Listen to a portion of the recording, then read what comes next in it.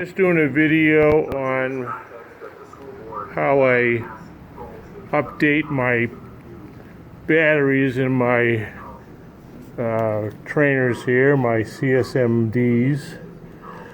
Personally, I leave them powered up all the time and I have them go to sleep. I try to tell the students don't shut them off because keeping them live will prevent the battery from dying. So actually, the battery is that blue thing, and we added these a couple years ago, and I put on a date when it was done.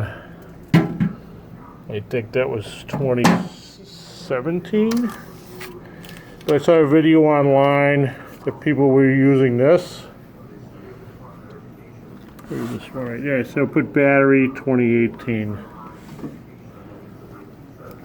This one came up with, I'm afraid to power them off. I had the same issue with Fanuc machines. This one said battery low voltage. Alarms. If you go back over here, it'll give you a history. So we had a low battery alarm. All right, so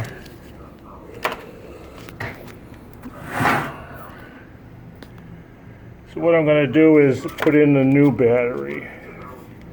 They got these on Amazon, but you go right to Battery Specialist. They're about, I think it's about $18. It's a real quickie. Some people take the batteries off, but actually I've had a service guy come in here and do the updates on our machines, and he just plugs them in, and that seems to be working fine. Which reminds me, I probably have to go change those batteries in those machines. I should make that an annual. Alright, so I just unplugged this one, and I'm going to put in that one, and then I'll power it back up. I can't do three things at once, so hang on a second. Oh, I wish I had a tripod for this. Actually doing mask wearing right now. I'm using this style mask. I think you can talk better through this one. Alright, so plug in this one. Should go this way. There we go. Now I'm going to power off. Power off. Count to 10. 4, 5, 6, 7, 8, 9, and 10. Alright, powering back up, and it was blinking right here, low power. So this is starting up in mill. And these are all classic controls, and we have a next gen coming, so. Sorry, that's our lunch bell. Alright. So that looked like it fixed this issue.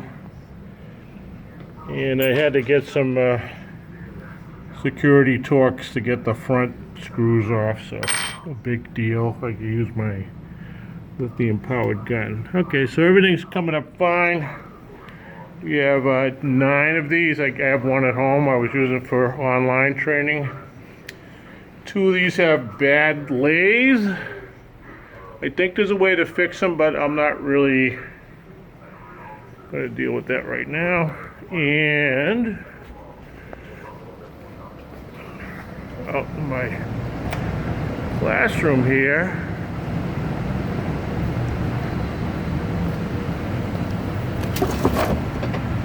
we have the